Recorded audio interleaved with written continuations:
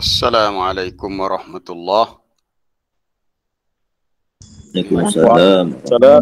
Waalaikumsalam warahmatullahi wabarakatuh. Waalaikumsalam warahmatullahi wabarakatuh. Baik, minta kerjasama para jemaah untuk offkan kamera ya. Untuk offkan kamera.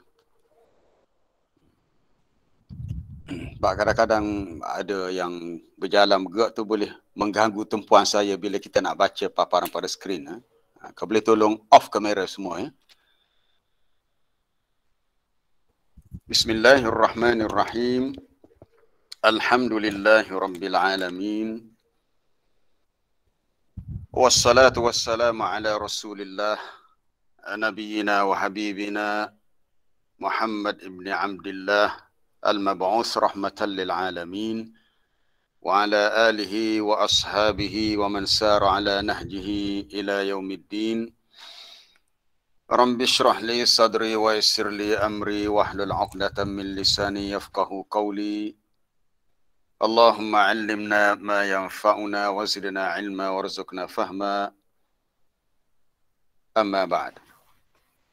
Para jemaah muslimin muslimat, tuan-tuan dan puan-puan, alhamdulillah hari ini kita masih berpeluang untuk kita menyambung sesi tadabbur kita dalam surah Al-Muddathir. Hari ini hari Khamis 23 Safar 1443 Hijriah bersamaan 30 September 2021 Masihi. Jadi hari ini kita akan bincang satu ayat saja. Ayat ini panjang, ini ayat 31 surah Al-Muddathir, iaitu berhubung dengan malaikat. Malaikat yang ditugaskan untuk menjaga neraka. Malaikat yang menjadi pengawal neraka. Jadi malaikat ni satu makhluk yang luar biasa lah. Luar biasa dari segi kekuatannya, dari segi bilangannya yang sangat ramai. Nanti kita akan lihat beberapa hadis yang menggambarkan sangat ramai bilangan malaikat yang Allah Ta'ala ciptakan. Jadi ada pun ayat yang ke-30 dan 31 ni, ayat 30 jelas menyebut bahawa malaikat yang ditugaskan menjaga neraka adalah 19. Alaiha tis'ata ashar. Kemudian turunnya ayat 31 ni supaya ahlul kitab dari kalangan Yahudi Nasrani meyakini bahawa dakwah Islam yang dibawa oleh Nabi SAW adalah benar. Sebab penceritaan tentang malaikat juga disebut dalam kitab yang terdahulu. Dan orang-orang musyrik pun tahu tentang malaikat itu siapa, mereka pun tahu. Adapun bilangan jumlah tentera-tentera Allah dari kalangan malaikat, hanya Allah Ta'ala sahaja yang tahu. Kita tak tahu, hanya Allah Ta'ala sahaja yang tahu.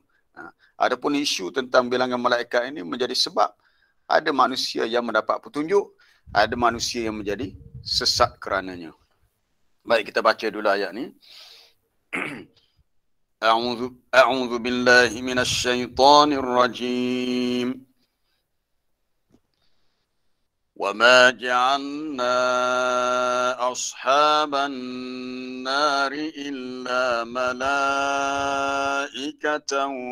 وما جعلنا عدتهم إلا فتنة للذين كفروا ليستيقن الذين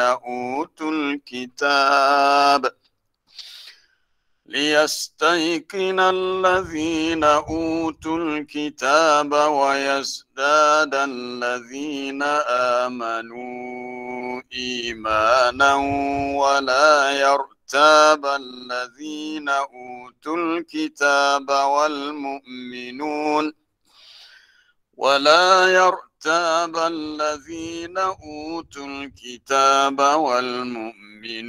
وليكون الذين في قلوبهم مرض والكافرون ماذا أراد الله بهذا مثلا كذلك يضل الله من يشاء ويهدي من يشاء وما يعلم جنود ربك إلا هو وما هي إلا ذكرى للبشر وما جعلنا أصحاب النار, dan tidaklah kami jadikan penjaga-penjaga neraka. Ashaban nar bukan penghuni neraka.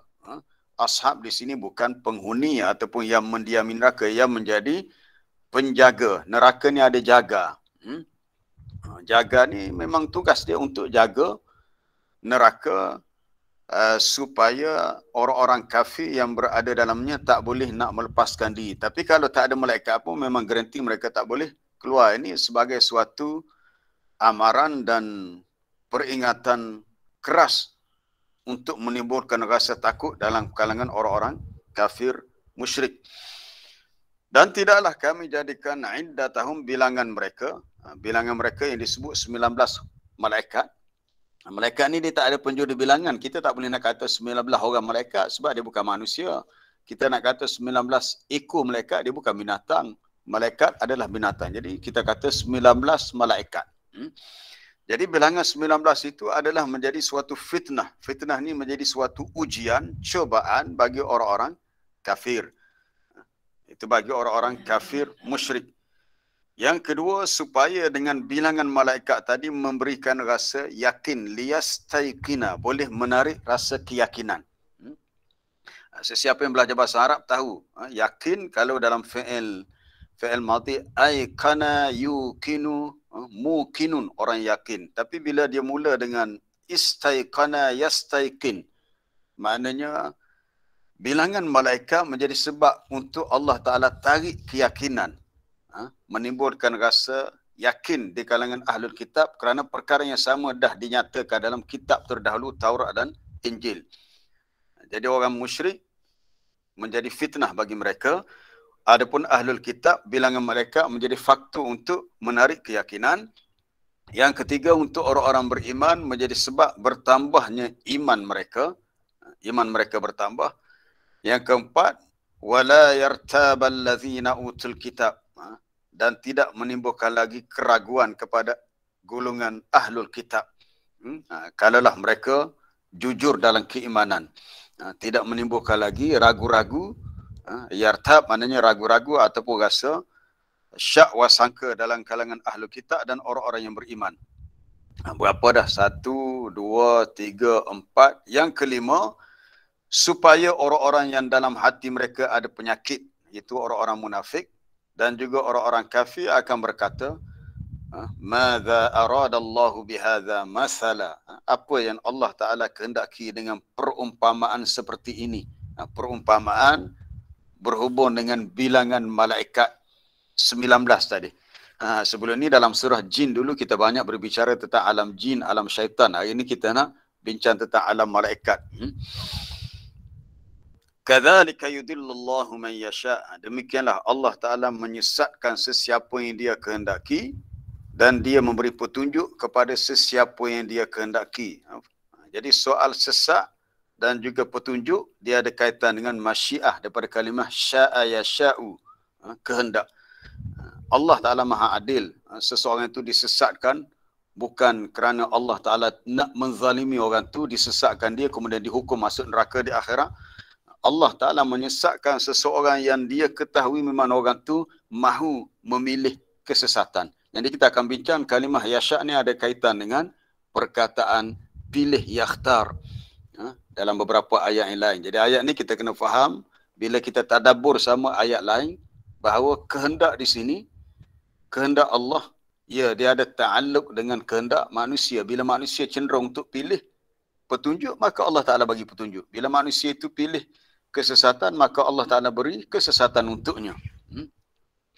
Kerana Allah Ta'ala tidak berbuat zalim lalu disesatkan sesiapa yang dia nak sesatkan kemudian dihukum masuk neraka. Tapi sebenarnya Allah Ta'ala sudah mengetahui yang orang itu memang mahu untuk memilih sesat. Ini berhubung dengan soal isunya tentang apa tadi, bilangan malaikat. Dan tidaklah yang mengetahui akan tentera-tentera Tuhanmu. Junud, maksud tentera di sini merujuk kepada malaikat itulah. Kecuali hanya Allah Ta'ala sahaja yang tahu. Dan tidaklah perkara itu kecuali sebagai suatu zikra, kecuali suatu peringatan bagi sesiapa yang ialah mahu mengambil peringatan. Bagi manusia lah, lil bashar. Apa yang Allah Ta'ala sebut ini adalah suatu zikra, peringatan bagi manusia.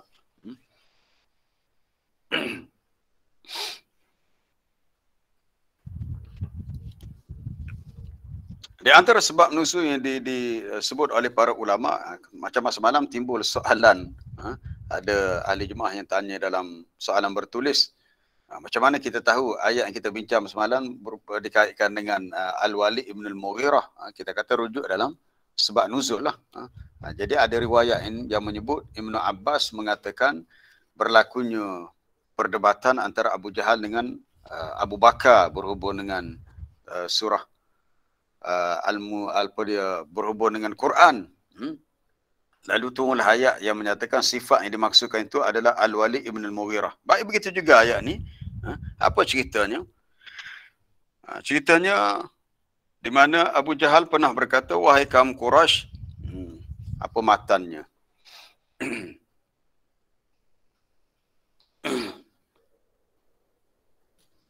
Di antaranya kita boleh rujuk dalam tafsir Ibn Katsir.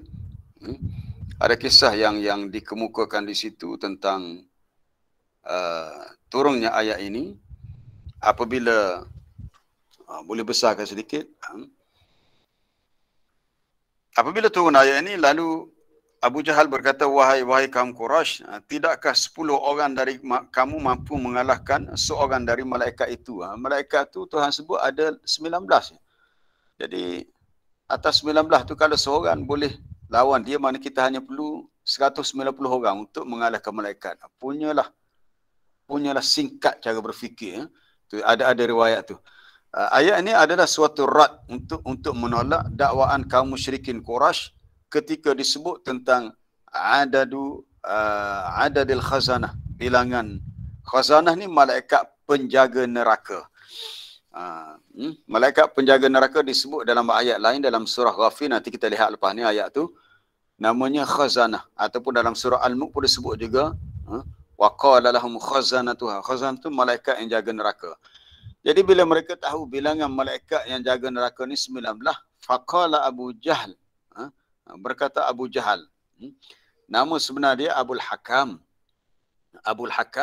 Tapi Nabi kata tak layak dia dipanggil dengan bapa kebijaksanaan, bapa Hakam. Orang yang degil dan keras kepala macam dia, lebih baik panggil Abu Jahal, bapa kejahilan. Jadi lekatlah gelarannya Abu Jahal.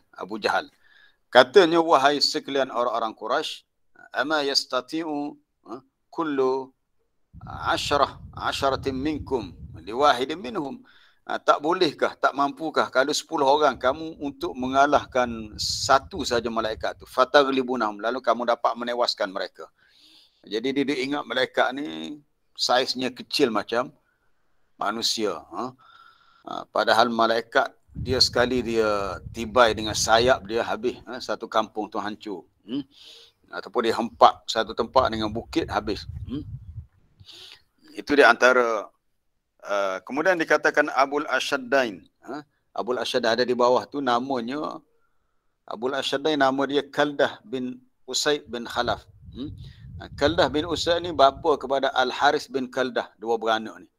Al-Haris bin Kaldah ni sahur dalam sejarah dia ni seorang tabib pandai berubat. Bahkan ada riwayat disebut oleh Al-Hafiz Ibn Hajar Al-Asqalani dalam Al-Isabah fi Tamyiz Sahabah, pernah Nabi pergi berubat dengan dia, dengan Al-Haris, bapa anak kepada Kaldah ni. Namanya Kaldah. Bukan Keldai, Kaldah. Kaldah bin Usaid bin Khalaf. Apa kata dia? Wahai kaum Quraisy, kalian boleh menguruskan 2 orang dari mereka, sementara aku boleh menguruskan 17 orang. Oh, sombong betul lah dia kata. Kamu 2 orang, kamu boleh uruskan dua malaikat, baki lagi 17 tu serahkan kepada aku. Oh, dia ingat ke malaikat ni macam mana? Ini kata-kata begini timbul kerana i'jaban minhu binafsih. Kerana dia merasa dia takjub dengan kemampuan dia untuk mengalahkan malaikat. Dia tak tengok lagi malaikat tu macam mana. Baik. Wa kana qad balagha min al-quwwah fima yaz'umun annahu kana yaqif ala jildil baqarah. Pernah dikatakan bahawa kerana begitu kuatnya dia Ni Kaldah bin Usaid ni pernah dikatakan begitu kuat, dia pernah berdiri di atas kulit bakarah, kulit lembu, lalu kulit itu ditarik oleh 10 orang untuk mengambilnya dari kedua telapak kakinya. Maknanya disiat kulit lembu itu menyebabkan kulitnya robek. Macam mana ya? Dan dia tetap tidak berganjak. Maknanya walaupun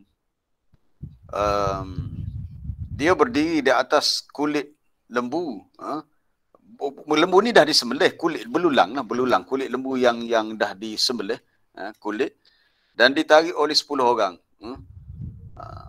Tapi kulit tu bersoyak, maknanya seolah-olah Kaldah ni seorang yang sangat kuat, macam sekutu batu yang besar. Sekutu batu yang besar, ya, kita letak atas tikar, kita tarik, tikar tu soyak, batu tu tak gerak, tu maksudnya. Jadi Kaldah ni letak di atas jildil baqarah, kulit lembu, belulang lembu, kemudian wayujazibuhu, jazaban ni tarik, 10 orang tarik dia, tak bergerak punyalah. Macam mana? Dia tak bergerak, tetapi fayatamazzaku aljid, kulit lembu yang dijadikan hamparan, tempat dia duduk pula yang dah berkecai, maknanya soyak rabuk habis dah, koyak rabuk habis. Wala yatazahzahu anhu, ataupun dia tak degih, orang Kelantan kata tak degih, duduk situ.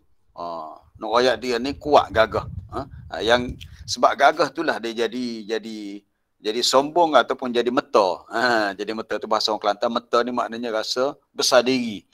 Rasa sombong, besar diri, dan dia rasa dia boleh lawan malaikat yang jumlahnya 19 tadi. Itu dia punya al-kisahnya kepada seorang lelaki bernama Kaldah bin Usaid bin Khalaf. Baik. Allah Ta'ala beritahu, tidaklah kami jadikan bilangan malaikat itu kecuali sebagai suatu fitnah, sebagai suatu ujian. Baik. Para jemaah, bila kita nak tadabbur kalimah fitnah di sini, okay, ini banyak digunakan dalam bahasa Melayu kalimah fitnah dengan penggunaan yang salah. Penggunaan yang salah. Kita pinjam bahasa Arab tapi kita guna dalam konteks yang salah. Salah macam mana? Salah sebab bahasa Melayu, bila kita kata fitnah, fitnah maknanya seseorang tu menuduh orang lain tanpa bukti. A menuduh B mencuri wangnya. Kita kata, mana bukti awak dakwa A curi duit awak? Dia kata bukti tak ada, tapi saya rasa dia curi. Rasa-rasa tu tak boleh. Kita mesti ada bukti bahawa orang tu buat perkara yang salah tu. Jadi kalau tak ada bukti, itu fitnah. Ini fitnah dalam bahasa Melayu. Dalam bahasa Arab tak, bukan. Bukan begitu. Itu buhtan. Dalam bahasa Arab, perbuatan A tuduh B curi duit dia, itu buhtan.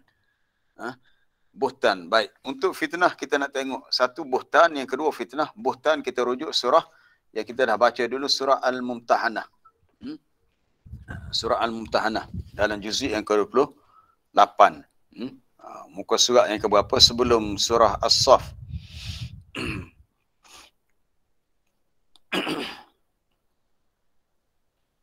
Muka surat 551. Muka surat 551. Kalau boleh saya tak nak jemaah yang setiap kali kita tadabbur, setiap kalimah dalam ayat itu terfaham dalam konteks yang betul. Jangan salah faham. Sebab kita dah banyak guna bahasa Arab. Dalam bahasa Melayu, bahasa Arab dipinjam tapi digunakan dengan maksud yang berbeza. Baik, kita jumpa di situ perkataan buhtan. Ini berhubung dengan suatu bai'ah yang berlaku antara Nabi dengan kaum wanita yang dah memeluk Islam. Ya ayuhan Nabi, wahai Nabi, apabila datangnya wanita-wanita yang beriman kepada kamu untuk membuat bai'ah, yubayi'naka, berbuat bai'ah, janji setia, maka perkara pertama adalah minta mereka supaya jangan mengsyirikkan Allah, satu. Yang kedua, isi bid'ah pula ada bai'ah yang kedua ialah jangan mencuri. Yang ketiga, wala yaznin, mereka tak boleh melakukan perbuatan zina. Yang keempat, wala yaqtulna auladahunna, jangan bunuh anak mereka, sebagaimana berlaku zaman jahiliah dulu. Yang keempat, wala ya'tina bi buhtan, janganlah mereka melakukan perkara dusta, yang mereka tuduh pendustaan tu kepada orang lain. Macam contoh tadi, A tuduh B curi duit dia, tiba-tiba duit dia hilang. Mungkin A dan B ni bekerja satu pejabat, tapi tak ada bukti. Bila tak ada bukti, maka tuduhan itu adalah satu buhtan. Okey, hak betulnya buhtan. Hak fitnah dalam bahasa Arab bukan begitu, lain. Itu buhtan. Yaftarinahu, yang kamu sengaja ada-adakannya, sama ada baina aidihinna wa arjulihinna. Yang mereka ada-adakannya, sama ada depannya, belakangnya, maknanya benda tu tak ada asas. Jadi buhtan. Satu lagi kita lihat buhtan ni dalam kes di mana isteri Nabi Aisyah radhiyallahu anha di fitnah. Bila kita tabur ayat ni, kita nak faham betul-betul kalimah fitnah supaya tak terkeliru dengan buhtan, dengan kalimah buhtan. Muka surat 351, muka surat 351, surah An-Nur ayat 16. Ayat 16 bawah sikit tu. Ya, ketika tersebarnya berita-berita palsu tentang Aisyah radhiyallahu anha yang disebarkan oleh orang-orang munafik, lalu Allah Taala mengingatkan, walaula id sami'tumuhu, kenapakah sepatutnya semasa kamu mendengar berita-berita palsu itu disebarkan, kenapa kamu tidak berkata, ma yakunu lana an natakallama bihadza, tak patut kita memperkatakan ini. Kita tak tahu, kita diam. Kalau kita tak tahu cerita sebenar tentang seseorang, kita diam. Jangan kita bercakap sehingga menyebabkan orang yang tak bersalah dilihat bersalah. Orang yang tak bersalah awal-awal lagi dihukum bersalah, seolah-olah kita pula jadi hakim. Maka katakanlah, subhanaka hadza buhtanun azim, maha suci engkau ya Allah, ini adalah suatu buhtan yang sangat besar. Buhtan ialah satu pendustaan yang dikenakan kepada orang lain, tuduh orang lain buat begitu. Bahasa Melayu sebut fitnah, tak. Hak betulnya buhtan. Hak nak betul hak ni payah. Saya rasa kena pergi jumpa Dewan Bahasa dan Pustaka. Kena jumpa dengan pengarah Dewan Bahasa dan Pustaka. Tukar kalimah fitnah, bukan fitnah, buhtan. Apa fitnah? Fitnah pernama dengan maksud ujian. Fitnah dengan maksud syirik. Fitnah dengan maksud ujian seperti dalam ayat 31 surah Al-Muddathir. Yang kedua, fitnah dengan maksud ujian juga dalam surah Al-Anbiya. Kita lihat surah Al-Anbiya. Bukan fitnah dalam bahasa Arab ni, tolong ingat. Fitnah dalam bahasa, bukan fitnah dalam bahasa Melayu. Fitnah dalam bahasa Arab. Kita lihat muka surah berapa ni? Muka surah 324. 324. 324. Senang cari muka surat. 324 bawah sekali ayat 35 tu. Ayat 35 surah Al-Anbiya ada perkataan fitnah. Kullu nafsin dha'iqatul maut. Setiap yang bernyawa, yang hidup ni akan merasai kematian. Wa nabluukum bisyarri wal khairi fitnah. Ada fitnah di akhir. Dan kami uji kamu dengan kesusahan, dengan kesenangan. Diuji dengan susah, diuji juga dengan kesenangan sebagai suatu cubaan, sebagai suatu fitnah ni, sebagai suatu ikhtibar, ibtila. Fitnah bukan fitnah dengan maksud menuduh orang lain dengan tuduhan yang tidak benar. Fitnah dengan maksud ujian. Yang kedua, fitnah dengan maksud syirik. Ni yang ramai ustaz-ustaz kita bila berceramah begitu semangat bawa ayat ni. Jangan sekali-kali kita pandai-pandai menyebarkan fitnah. Ni dosa yang sangat besar. Berkemai semangat ceramah. Tapi ambil ayat tak kena konteksnya. Ayat tu lari daripada konteks yang asal. Sebab apa? Sebab kita tak lihat tafsiran ulama tentang perkara itu. Kita lihat muka surat 30. Muka surat 30 ayat nombor berapa ni? Ayat 193. Muka surat 30. Ayat 193 ya. Wa qatiluhum hatta la takuna fitnah. Hendaklah kamu perangi mereka, orang-orang yang musyrik itu, sehingga tidak ada lagi fitnah. Fitnah di sini maknanya syirik. Fitnah di sini maknanya tak berlaku syirik. Wa yakuna ad-dinu lillah. Sehingga agama ni semuanya rujuk kepada Allah. Kita lihat sedikit dalam tafsir apa tu. Dan tafsir Ibn Katsir, tafsir Tabari, ikutlah mana-mana pun sama aja. Apa maksud fitnah di sini? Tengok tafsirnya. Wa qatilul musyrikina allazina yuqatilunakum hatta la takuna fitnah. Yakni, tengok dan tafsir Tabari ni kata hatta hatta la yakuna syirkun billah. Maksud fitnah ni syirik. Hendaklah kamu memerangi kaum musyrikin sehingga tidak ada lagi fitnah, mana tidak ada lagi berlaku perbuatan syirik yang manusia lakukan, hatta la yu'bad dunahu ahad, sehingga tidak disembah selain daripada Allah akan sesiapa pun. Maknanya maksud fitnah di sini syirik. Jadi salahlah kalau ada penceramah, ada ustaz-ustaz kita bila bercakap tentang tajuk fitnah ni, jangan dalam kehidupan kita, jangan mudah kita nak memfitnah pihak yang lain. Orang politik contohnya buat cita-cita yang tak betul, kemudian sesama kita, jiran tetangga berbalah buat fitnah itu dan ini. Kita kata yang betulnya buhtan. Fitnah dengan maksud ujian, fitnah dengan maksud syirik. Itu yang sebenarnya dalam bahasa Arab. Jadi kita dah banyak guna kalimah fitnah, lari daripada maksud yang asal. Sebab apa? Sebab kita suka memelayukan kalimah Arab. Kita pinjam bahasa Arab, kita buat pandai-pandai kita sendiri. Jadi kena guna kalimah buhtan jika ia bermaksud tuduhan yang palsu, tuduhan yang tidak betul. Itu satu dosa yang besar. Begitu juga dalam bab mengumpat. Adakah dalam bab mengumpat hadis bila Nabi larang mengumpat?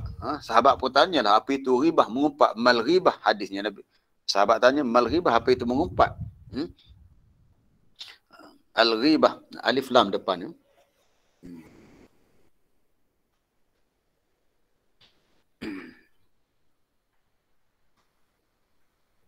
Tak ada lam lepas ba tu potong lam tu, mal ribah. Tersilap tarik tadi. Al-ghibah.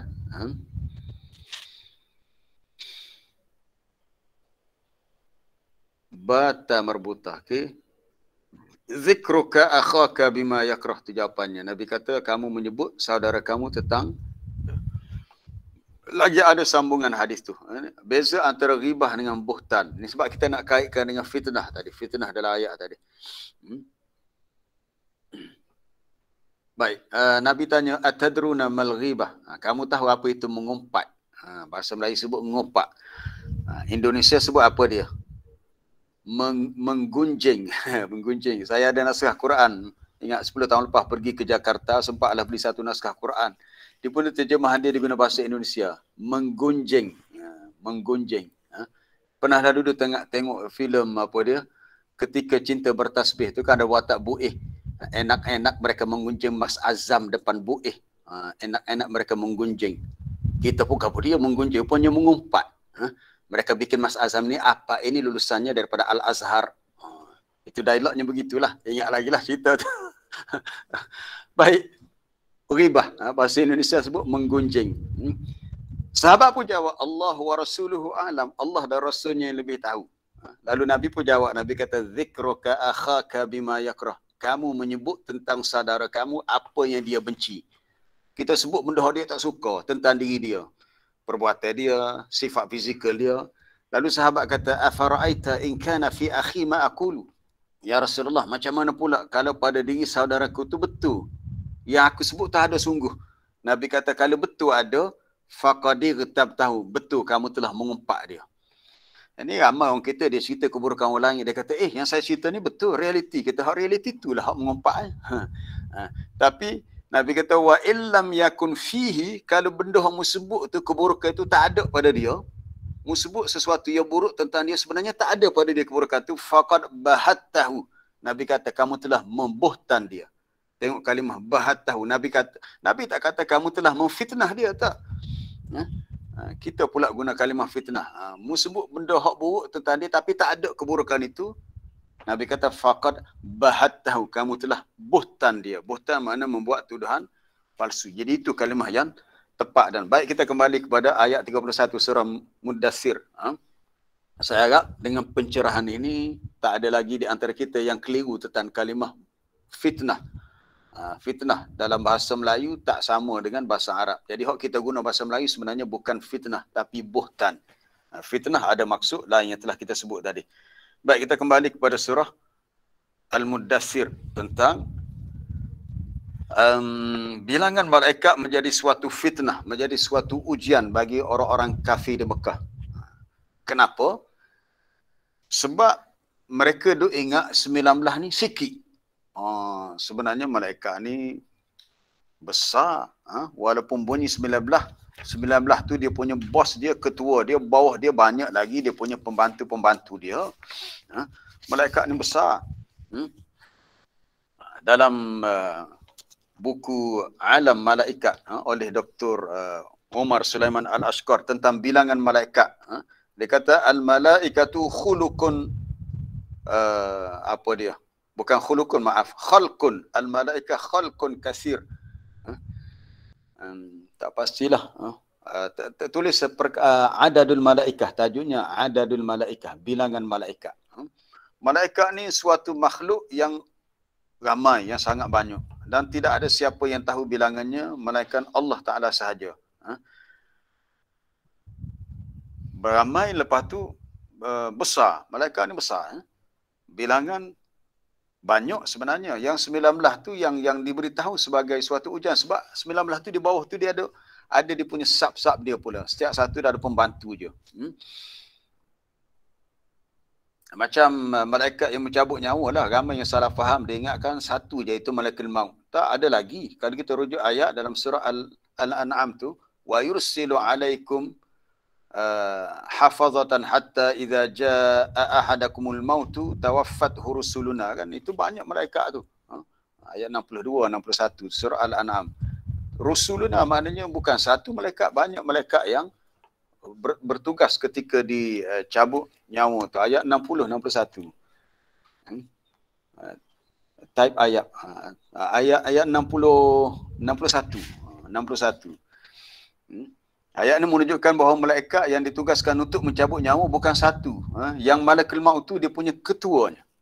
Ketua. Kemudian dia ada pembantu-pembantu dia. Jadi orang kafir Mekah dia tak tahu bahawa yang 19 tadi itu yang pangkatnya tinggi lah. Kemudian bawah dia tu banyak lagi. Dalam soal kematian Allah Ta'ala beritahu setiap manusia semasa hidup dihantar kepada mereka adanya hafazah. Hafazah ni malaikat pengawal yang menjaga, mengawasi manusia dan sebagainya lah. Sehingga bila datang kematian, bila dah sampai ajal seseorang tu nak mati, lalu diambil nyawanya oleh rusuluna. Rusul itu jamak daripada rasulun. Oleh utusan-utusan kami. Utusan tu bukan satu, banyak tu. Allah Ta'ala tak sebut dimatikan oleh rasuluna, oleh satu je malaikat yang diutuskan, tak oleh ramai malaikat yang diutuskan. Rusuluna menunjukkan bahawa malaikat yang bertugas untuk mencabut nyawa seorang ramai. Habis itu malaikat maut itu ketuanya. Dia ada pembantu-pembantu dia di kalangan malaikat yang lain. Begitu juga malaikat yang jaga neraka yang disebut Al-Khazanah, bukan satu, bukan 19, banyak lagi. Kemudian saiznya besar. Saiznya besar. Tentang malaikat penjaga neraka, baik dalam surah apa dia? Surah Ghafir. Okey, kita lihat dalam surah Ghafir. Ayat keberapa? Ada kalimah khazanah, malaikat yang jaga neraka ni.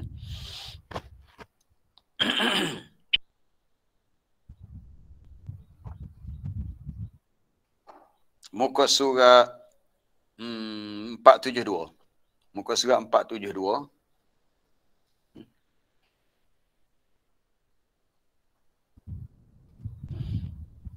Bawah sekali, ayat 49, bawah sekali.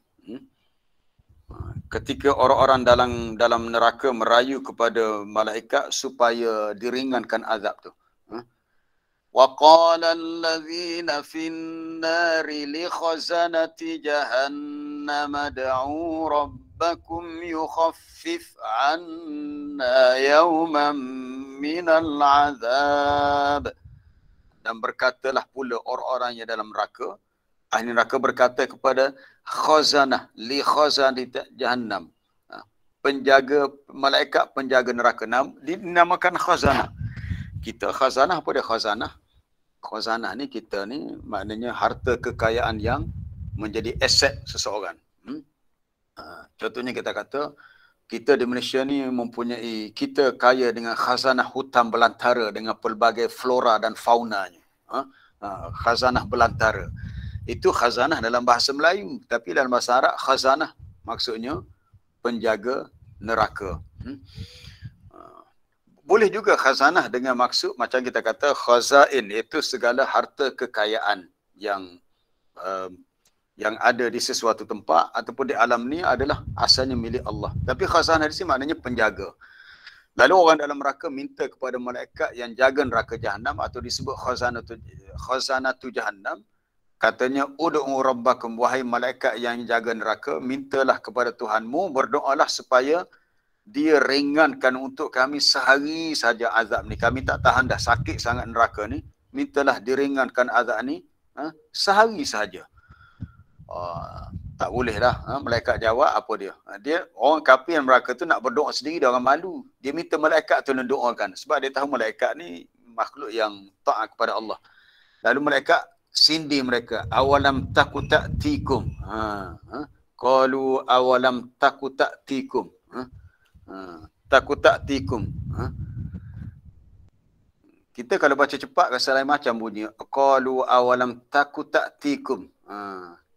Tak takut ke? Bukan tak takut. Takut ta'tikum. Memang bacanya begitu. Adakah tidak datang kepada kamu rasul-rasul yang membawa segala keterangan yang jelas tentang agama? Lalu orang kafir itu jawab, qalu bala, betul siapa dah rasul tu berdakwah dah. Kalau gitu malaikat kata mu berdoa sendirilah. Qalu fadu, malaikat kata fadu, mu berdoa sendirilah. Tak payahlah minta kami yang tolong doakan untuk kamu. Kamu berdoa sendiri. Wa ma du'aul kafirina illa fi dhalal, dan tiadalah doa permohonan orang-orang kafir itu hanyalah sia-sia, kecewa sahaja. Maknanya tak ada apa-apa faedah. Sebab apa? Sebab mereka dah tak boleh buat apa-apa, merayu pada malaikat yang jaga neraka, malaikat pun tak boleh bantu. Baik, kita kembali kepada perbincangan tentang bilangan malaikat.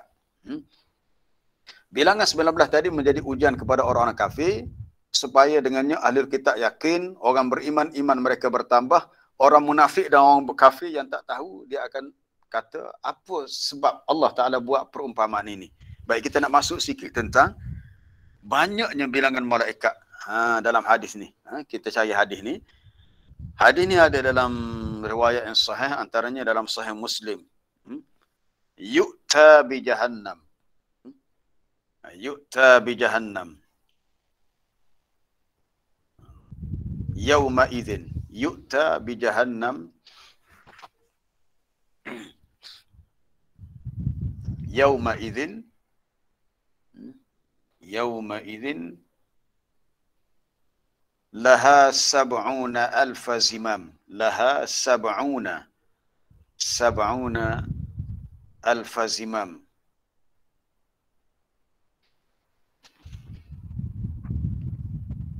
Okey, ada pesan daripada admin, minta para jemaah yang belum tutup kamera, ada kamera bergerak, ada gangguan tolong tutuplah.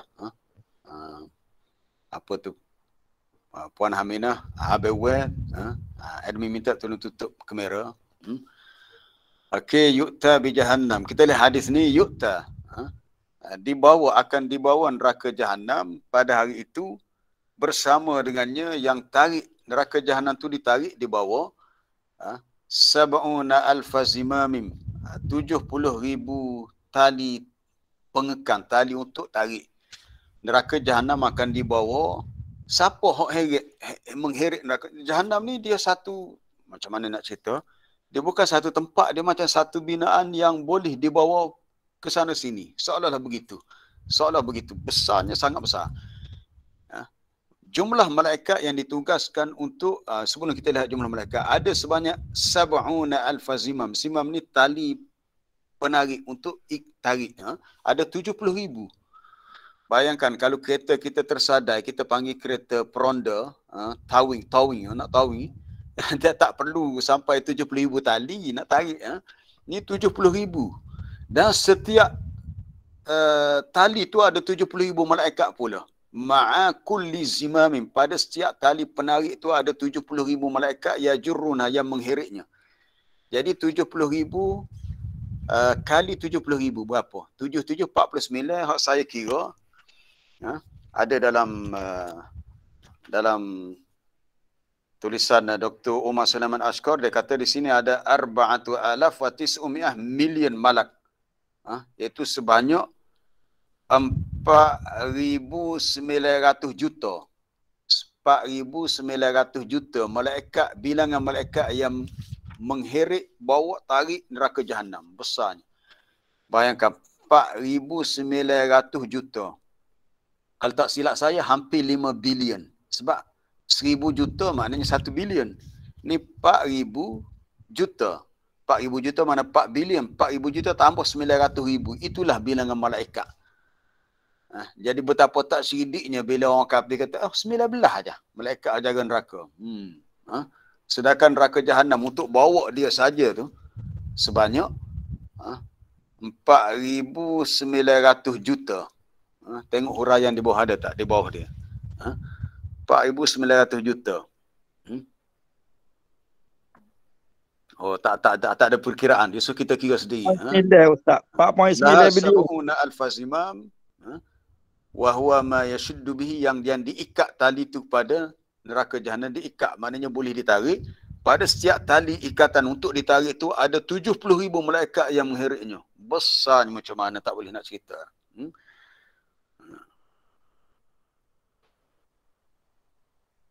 Maka fala yabqa lil jannah tariqun illa sirat ala zahri jahannam. Maka tak ada lagi jalan untuk menuju ke syurga kecuali jalan yang merupakan sirat, suatu jambatan yang merentangi neraka. Nak ke syurga sana terpaksa melintasi neraka jahanam di bawah sebab dia besar. Hadis ini menunjukkan aizamu khalqin nar, besarnya, hebatnya penciptaan neraka yang Allah Taala ciptakan. Semoga Allah Taala a'adzanallahu minha. Allah Taala jaga dan pelihara kita daripadanya. Nah, kita nak bayangkan jumlah 4,900 juta, hampir 5 bilion bilangan malaikat. Pada malam Isra dan Mi'raj ketika Nabi SAW dibawa ke Baitul Ma'mur, atas langit yang ketujuh. Nabi beritahu, aku melihat setiap hari masuk ke kawasan Baitul Ma'mur ni macam Kaabah di Mekah. Ada malaikat yang masuk ke situ untuk tawaf. Nabi kata setiap hari di situ ada sebanyak sab'una, bukan sab'una, bukan 70, 70,000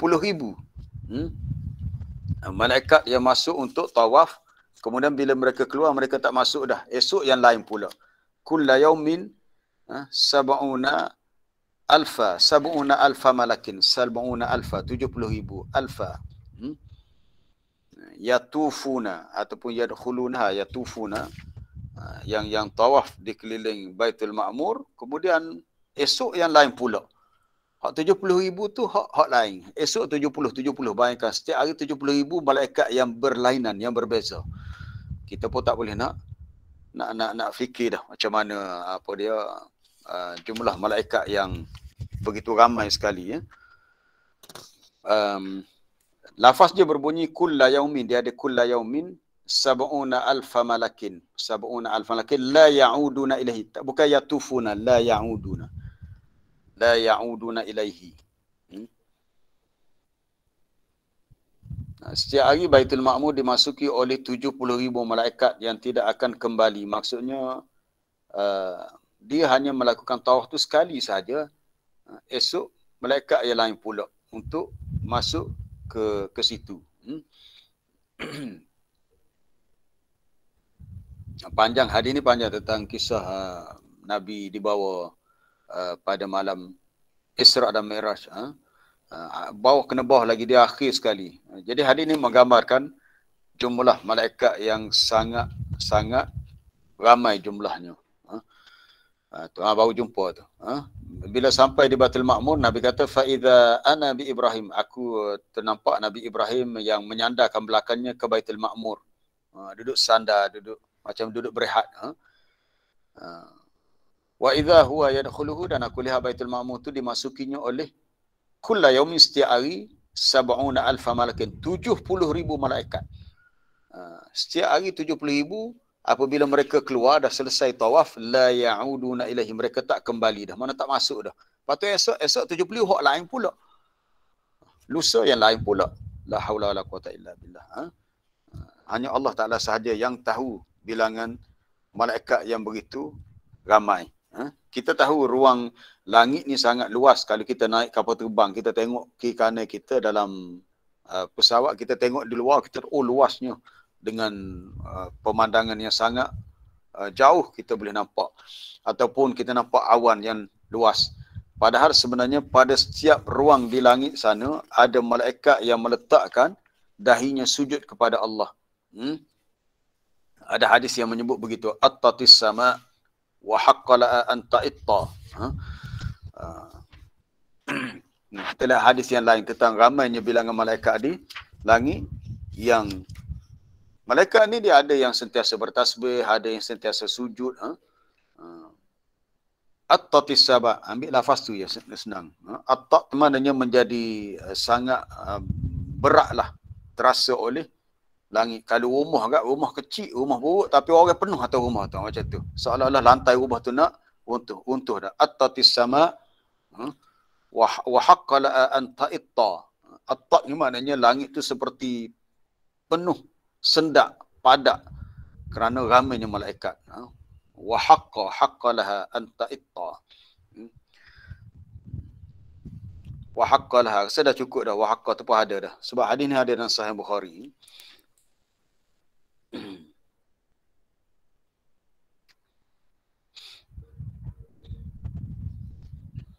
At-tatis sama wa huqqalaha an ta'itta. Hadis tengok matan yang lengkapnya. Inni ara ma la tarawun tu. Inni ara ma la tarawun. Sesungguhnya aku melihat apa yang kamu tidak lihat dan aku mendengar apa yang kamu tidak dengar. Nabi kata menjadi padat dan penuhlah, beratlah keadaan langit, dan memang sepatutnya dia begitu kerana ramainya bilangan malaikat di ruang udara. Yang mana ma fiha maudi arba' asabi'. Tak ada satu tempat yang kalau kita letak 4 jari situ, mana-mana tempat yang seluas 4 jari sahaja. Letak 4 jari. Malaikat di tempat itu ada malakun wadi'un jabhatahu lillah. Sajidan lillah. Sajidan. Ada malaikat yang meletakkan dahinya kerana sujud kepada Allah. Lalu Nabi kata, wallahi, demi Allah, lau ta'lamuna ma'alam, kalaulah kamu tahu apa yang aku tahu, la dhahiktum qalilan wa la bakaitum katsira. Kamu akan sedikit ketawa dan kamu banyak menangis. Kalaulah kita tahu apa yang Nabi tahu, Nabi kata, kamu akan banyak menangis, sedikit ketawa banyak menangis. Wa ma talazzaztum bin nisa, begitu juga kamu berseronok-seronok dengan isteri kamu di tempat tidur, dan kamu boleh melupakan perkara itu. Mungkin kamu akan lari ke tempat-tempat yang tinggi untuk lari menuju kepada Allah, menyatakan kelemahan dan kita pasrah kepadanya. Sebab apa? Sebab kita ni terlalu kerdil, kecil sangat berbanding dengan kerajaan Allah yang sangat besar, termasuklah makhluk malaikat yang sangat ramai. Nak banding dengan manusia je, malaikat lebih ramai lagi. Baik, adapun orang-orang musyrik, mereka menamakan malaikat ni sebagai anak perempuan Allah. Punyalah jahat. Ni kita nak tengok satu poin yang menarik tentang malaikat. Orang-orang musyrikin Mekah, dia berkeyakinan bahawa malaikat itu anak perempuan Allah. Mereka tahu Allah Ta'ala sebagai Tuhan, tetapi mereka syirik Allah. Kita lihat ayat ni dalam surah Az-Zukhruf. Waja'alul malaikata allazina hum ibadur rahmani inatha. Muka surat 490. Muka surat 490 pada ayat yang ke 19. Ayat 19. Waja'alul malaikata allazina hum ibadur rahmani inatha. Dan mereka pula, ini orang-orang musyrikin Mekah, menyifatkan malaikat itu sebagai, mereka menyifatkan malaikat ni adalah hamba-hamba Allah yang bersifat umur. Allah Ta'ala Tuhan yang bersifat Ar-Rahman, tetapi mereka sifatkan malaikat ni sebagai inatha, jenis perempuan. Itu maksudnya mereka menganggap malaikat ni sebagai anak perempuan Allah. Maha suci Allah daripada tuduhan mereka yang jahat ni. Lalu Allah Ta'ala tanya, asyahidu khalqahum, adakah mereka menyaksikan kejadian malaikat ketika mana Allah Ta'ala ciptakan malaikat? Maka tuduhan jahat mereka itu akan ditulis untuk didakwa mereka. Satu kitabu syahadatuhum wa yus'alun. Akan ditulis kata-kata mereka yang dusta itu dan mereka akan disoal untuk terima balasan di akhirat kerana menuduh Allah dengan tuduhan yang tidak berasas. Kemudian begitu juga disebut di akhir surah As-Saffat. Surah As-Saffat pada muka surat 451 pada ayat 150. 451 bawah sekali. 451 bawah sekali. Allah Ta'ala tanya, am khalaqnal malaikata inasan wa hum syahidun. Adakah mereka sendiri hadir menyaksikan ketika mana kami menciptakan malaikat itu sebagai perempuan? Mereka mengatakan malaikat ini daripada jenis perempuan. Lebih dahsyat lagi tuduh malaikat ini sebagai banatullah. Subhanallah amma yaqulun. Ala innahum min ifkihim la yaqulun. Ketahuilah bahawa sesungguhnya di antara sebab terpesong daripada kebenaran kerana mereka berdusta. Ifki ini mana berdusta? Dalam pendustaan itu mereka berkata waladallah wa innahum lakadzibun. Mereka tuduh Allah Taala itu beranak. Dan mereka ini orang berdusta. Lalu Allah Ta'ala tanya, adakah patut astafal banati alal banin? Patutkah mereka mendakwa Tuhan mempunyai anak dan anak pun itu anak perempuan? Yang mana anak perempuan itu bagi orang kafir Mekah dia tak suka lah. Lalu mereka mengatakan mereka hanya memiliki anak lelaki yang sifat perempuan itu adalah anak bagi Tuhan. Berlakulah syirik. Jadi mereka menganggap malaikat ini anak perempuan Allah. Maknanya orang-orang kafir Mekah tahu tentang malaikat. Bukan tak tahu. Mereka tahu tentang malaikat, tetapi mereka berpegang kepada akidah yang salah, yang sesat tentang malaikat. Maka jadilah mereka orang-orang yang sesat. Baik, sebagai penutup untuk ayat ni, kita dah 7.5 ni. Jadi ayat ni menjadi sebab kesimpulannya orang kafir di Mekah terfitnah. Orang-orang ahlul kitab kalau mereka sedar dan insaf, mereka akan yakin orang beriman bertambah iman mereka. Orang-orang kafir dan orang munafik pula dalam keadaan keliru. Keliru lalu mereka berkata madza aradallahu bihadza masalah. Maka Allah Taala beritahu akhirnya demikianlah Allah Taala menyesatkan sesiapa yang dia kehendaki dan dia memberi petunjuk kepada sesiapa yang dia kehendaki. Ini tentang dipanggil masyiatullah. Kehendak Allah untuk hamba dia. Dia tertakluk kepada soal hamba tu pilih sesat, pilih petunjuk. Baik, kita lihat ayat dalam surah Al-Kahfi. Allah Ta'ala menyesatkan si hamba itu sebab dia tahu si hamba itu memang cenderung untuk pilih menjadi sesat. Bukan secara sesat ni secara ijbari. Kalau Allah Ta'ala memang nak paksa hamba ni jadi sesat, secara ijbar, secara paksaan, makna Allah Ta'ala berlaku tak adil. Kerana tak ada siapa yang nak pilih jalan sesat. Dia pilih tu dengan hawa nafsu dia. Itu yang salah.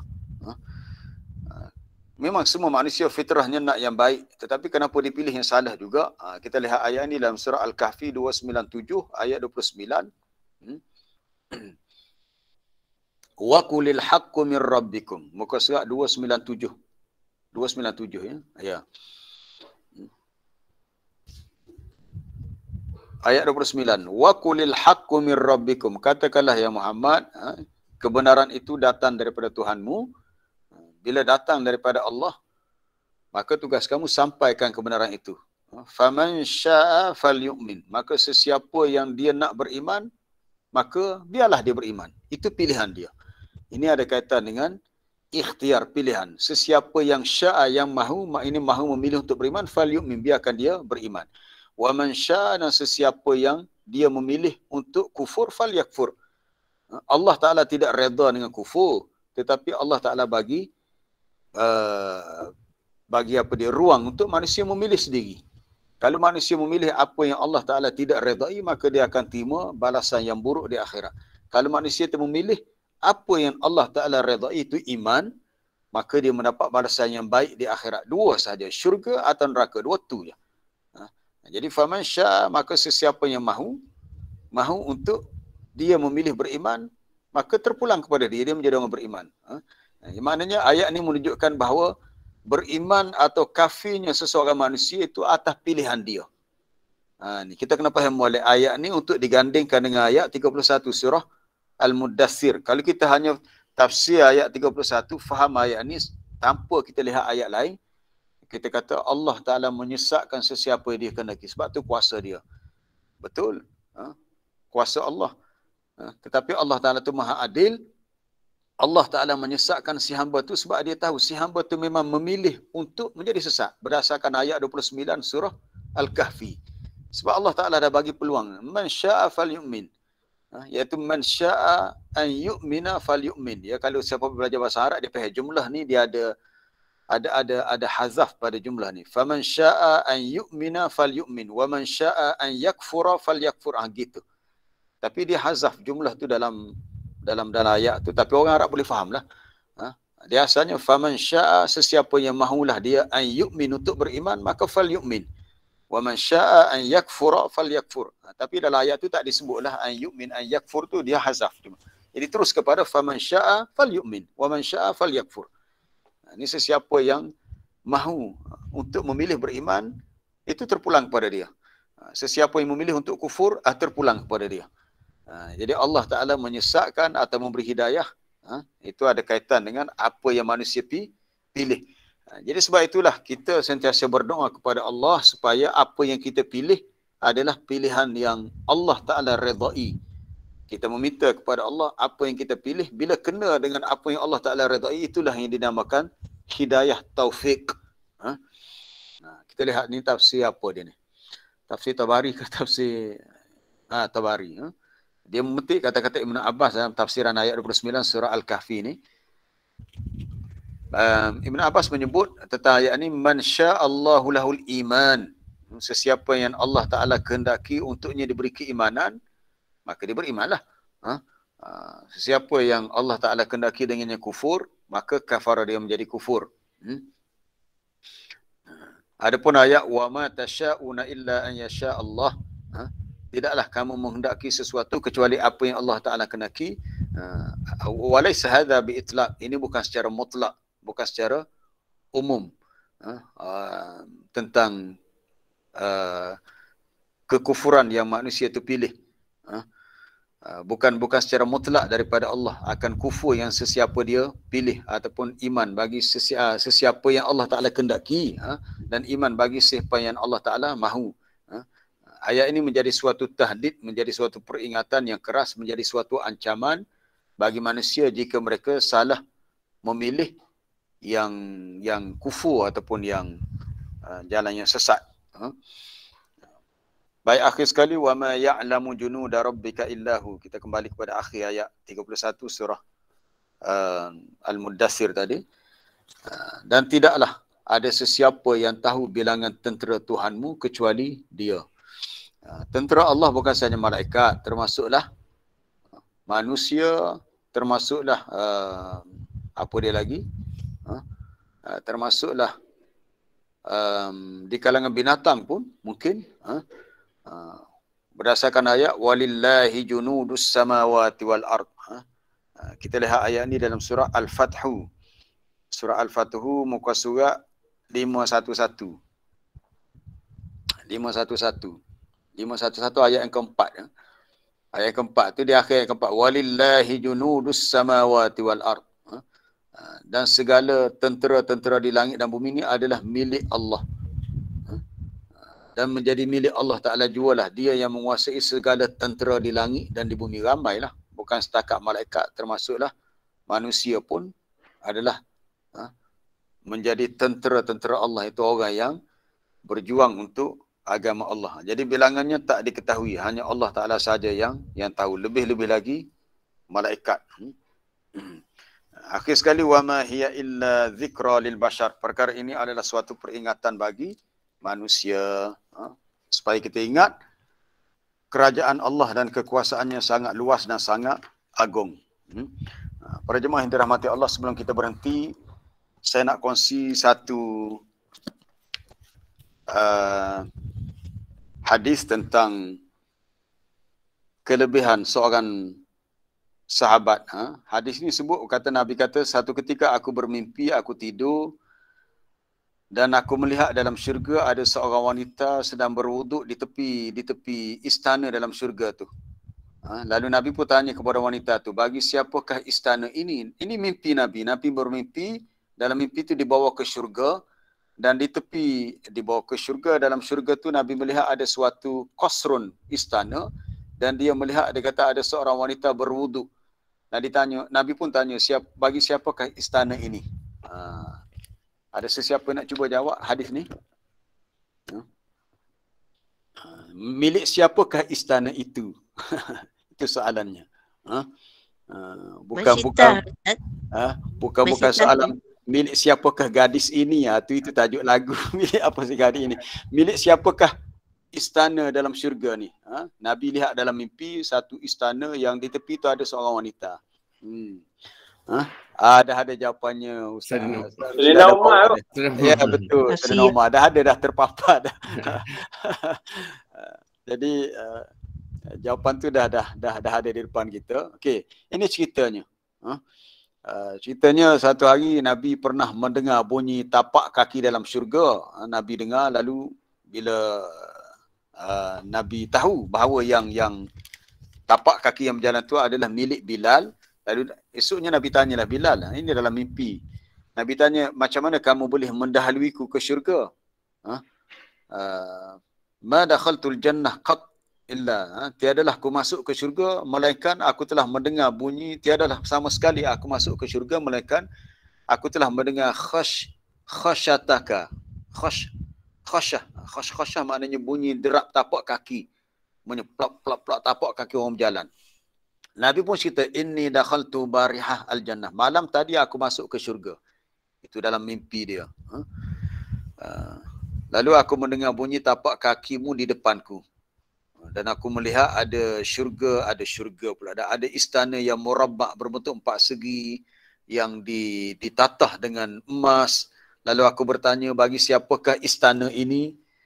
Lalu mereka menjawab, mereka tu mungkin malaikat kot, mereka yang berada di syurga, lirajulin min Quraisy, untuk seorang lelaki dengan Quraisy.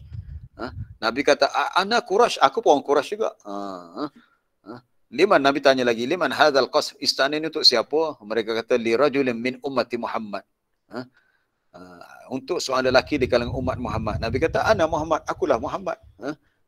Nabi tanya lagi, liman hadzal qasr, bagi siapa istana ni? Akhirnya mereka pun jawab, istana ini untuk Umar. Allahu Akbar. Seronoknya Sayyidina Umar. Atas dunia lagi Nabi dah ceritakan tentang gambaran syurga yang dia akan masuki nanti. Dalam riwayat lain, bila Nabi tanya, liman hadzal qasru li Umar, Nabi kata, fadzakartu ghairatahu. Kalau nak cari, tulis perkataan fadzakartu ghairatahu. Aku pun teringat kepada sifat cemburunya. Nabi dah tengok istana dalam syurga tu, Nabi teringin nak masuk. Tapi Nabi kata, aku tak jadi masuk sebab fadzakartu ghairatahu. Aku tengok Umar ni seorang yang kuat cemburunya. Bukan liman type perkataan fadzakartu. Aku teringat ghairatahu fawallaitu mudbiran. Bila Nabi cerita keesokannya tentang mimpi dia, dia kata, ana naim ra'aituni fil jannah. Aku lihat ada imra'ah, ada seorang wanita yang berwuduk di tepi istana tu. Lalu Nabi tanya wanita tu untuk siapa? Bila wanita tu jawab, li Umar. Fawallaitu, sambungnya fawallaitu. Dah ada dah.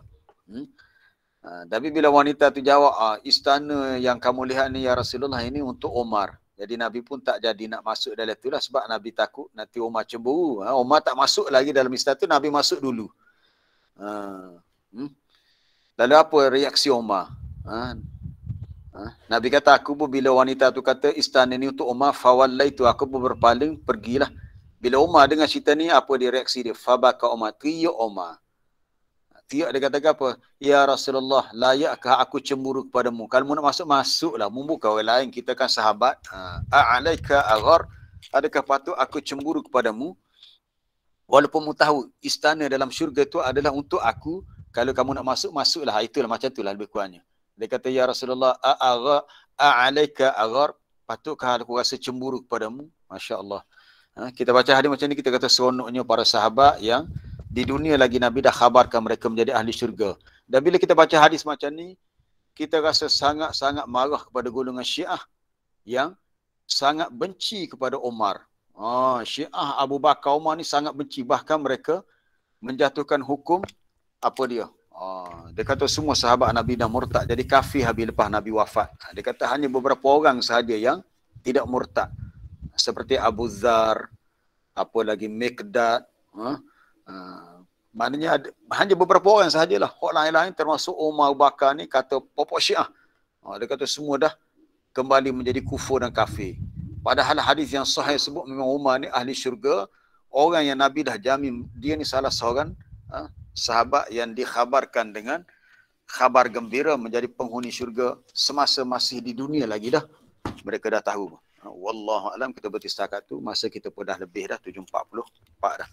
Baik, kalau ada soalan. Assalamualaikum Ustaz. Ya, salam. Saya ada satu soalan berkenaan dengan perkataan buhtan dan fitnah tadi.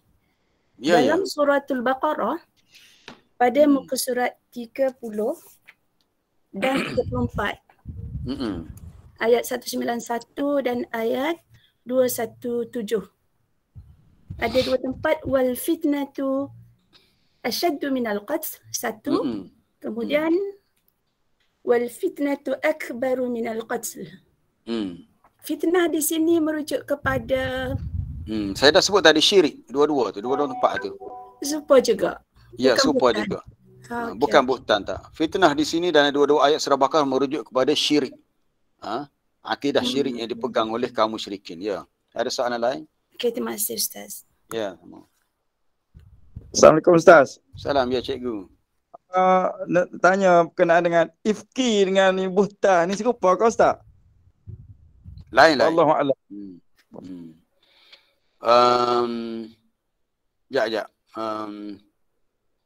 Hampir sama. Tak apa, kita tengok dalam tapu Ustaz Ruslan Taib ni. Mal farqu baina al-ifki wal buhtan, itu ya. Tapi dari segi penggunaannya kita lihat dalam siyaqul ayat adalah hampir sama. Pembohongan yang direka cipta. Mal farqu bainal ifki wa al-buhtan. Al-ifki wal buhtan.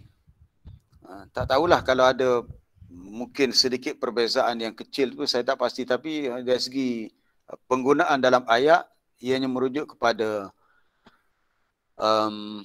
ya ada di situ perbezaan antara mengumpat, buhtan, asyatam. Syatam tu maknanya mencela, mencaci, dan juga al-ifki, pembohongan. Tak tahulah macam mana jawapan yang tepat yang dia berikan di sini.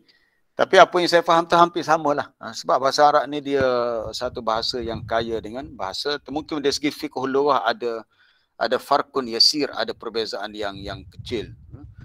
Itu ribah. Tengok lagi bawah kalau ada yang tadi apa dia? Al-ifki dengan, sebab dia ada berkait belaka tu. Al-ifki, ribah, buhtan. Perbezaan antara buhtan bukan ribah.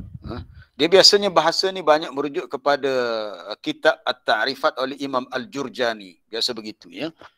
Sesiapa yang belajar bahasa Arab, banyak isu yang berkaitan dengan furuk, perbezaan kalimah yang digunakan dalam hadis dan ayat, banyak dirujuk daripada kitab At-Ta'rifat oleh Imam Al-Jurjani. Al-ifki ya bawah tu, al-ifki bawah sikit tu. Al-ifki adalah antakula fi insan ma balagha anhu. Kamu mengatakan kepada manusia apa-apa yang sampai kepada kamu tentangnya. Berita yang sampai, kita dengar, kita sampaikan. Kita tak tahu berita itu betul tidak, siapa dia kita edarkan, sebarkan. Lalu kamu menyebarkan berita itu tanpa tasabut, tanpa dibuat kepastian dan keyakinan, betul atau tidak. Ini yang biasa kita dengar. Pihak Kementerian Multimedia dan Komunikasi kata, tak pasti jangan kongsi.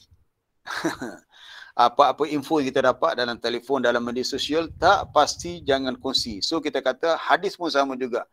Kalau hadis itu tak pasti betul, tak sahih daripada Nabi, jangan kongsi. Kecuali kena pastikan sahih atau tak sahih. Sama juga kita dengan sesuatu berita, kalau kita masih was-was, betul ke tak betul, jangan kita nak share berita, nak kongsi. Kita kena pastikan dulu. Kalau kita kongsi nanti berita tak betul, kita dianggap telah menyebarkan hadisul ifki, buat cerita yang bohong. Buhtan tu antakula ma laisa fihi. Itu bezanya. Ayat ada beza di sini.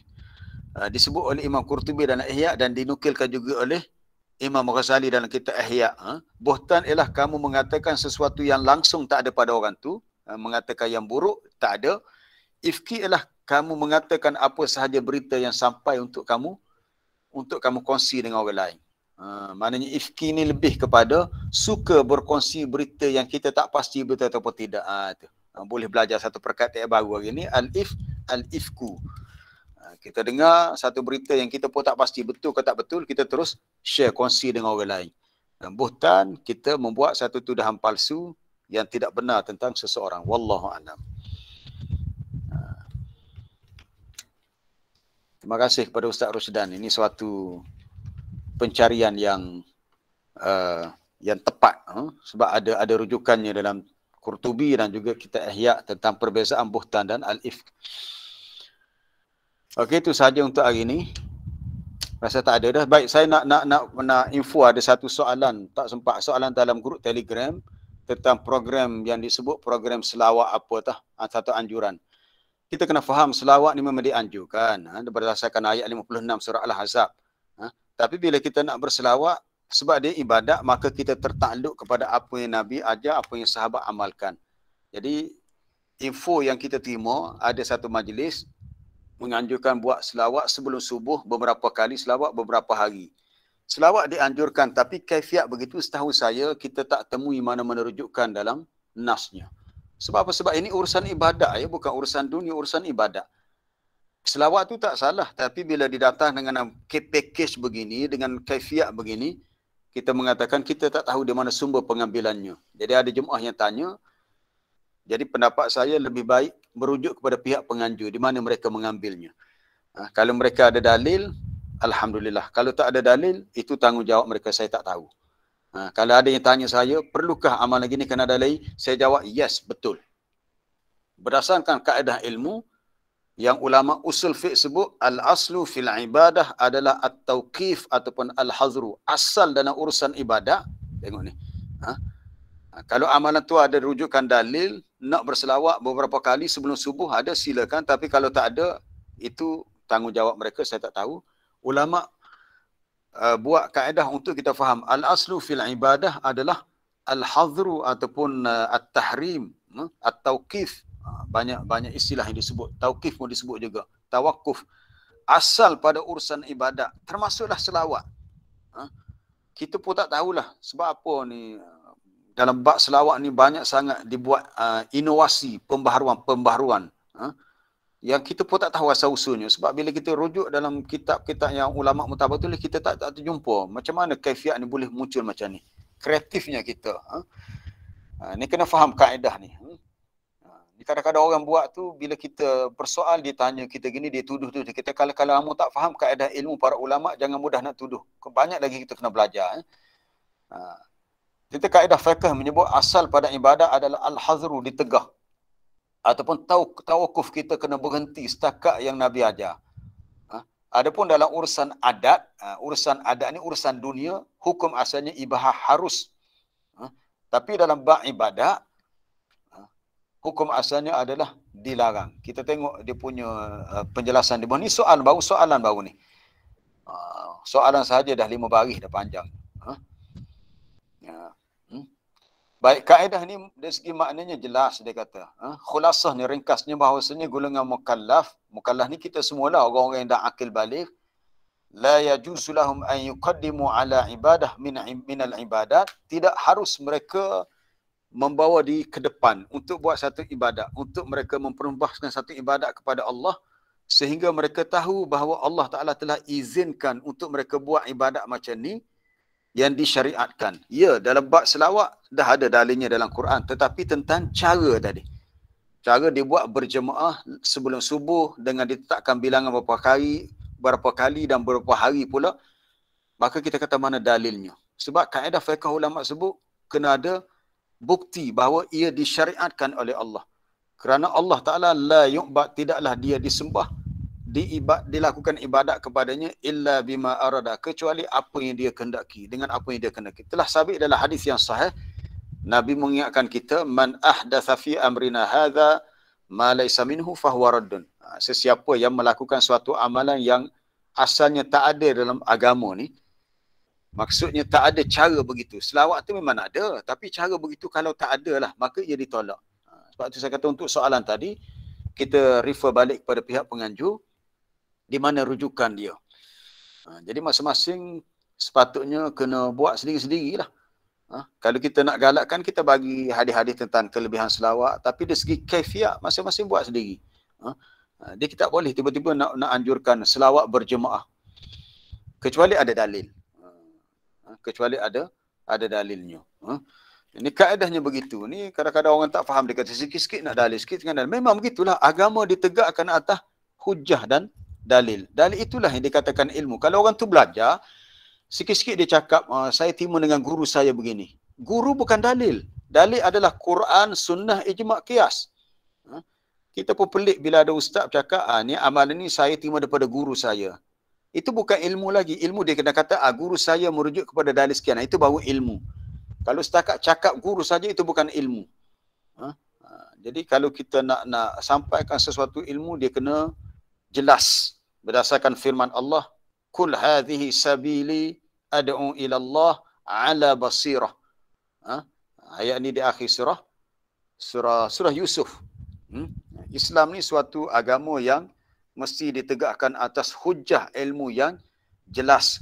Kalau tak tahu, orang Kelantan kata jangan duk ngabe kok si. Jangan duk blebe kok si, ngabe kok si, kecek atas angin belum. Akhirnya bila tak ada hujah, dia gunakan kaedah serangan peribadi. Dia sindir orang tu, dia perli orang ni, sedangkan dia sekitar ada hujah ilmu. Maka Allah Ta'ala mengingatkan kepada kita dalam ayat berapa ayat? 108 surah Yusuf. Kul hadhihi sabili, muka surat 248. Kena faham molek ayat ni. Apa-apa hujah agama dia kena jelas. Dia tak boleh sama-sama, tak boleh raba-raba gitu, tak. Kena jelas. Kul hadhihi sabili ad'u ila Allah ala basirah. Katakanlah inilah dia jalanku, jalan agama Allah yang aku seru manusia, aku ajak manusia kepada jalan Allah. Ala basirah, berdasarkan keterangan dan bukti yang jelas. Itu basirah. Tiba-tiba ada orang marah bila kita tanya mana dalilnya. Allah Ta'ala sendiri ajar kepada kita kena ada bukti, ada keterangan, ada bukti yang jelas. Dalil itu bukti. Kalau tak ada bukti, bermakna anda telah bertindak langgar perintah Allah dalam ayat 108. Tapi orang tu dia nak tutup kesalahan dia, dituduh kita pula. Kalau kita nak berdebat, kita tak naklah berbalas sesama kita. Kalau berbincang bolehlah. Kita kata tindakan anda menyalahi ayat 108 surah Yusuf, iaitu menyampaikan agama tanpa keterangan dan bukti yang jelas. Jadi yang baiknya kalau kita tahu, kita beritahu setakat yang kita tahu. Kalau kita tak tahu, lebih baik keep quiet. Keep quiet pula dah. Diam saja, jangan cakap apa-apa, habis, full stop. Cukup, habis. Jadi saya rasa cukuplah, masa pun dah hampir pukul 8. Terima kasih kepada semua. InsyaAllah esok kita sambung dengan perbincangan berikutnya. Subhanakallah bihamdika asyhadu an la ilaha illa anta astaghfiruka wa atubu ilaik. Wa sallallahu wa sallama ala nabiyyina Muhammad wa ala alihi wa sahbihi ajma'in. Assalamualaikum warahmatullahi wabarakatuh. Waalaikumsalam warahmatullahi wabarakatuh.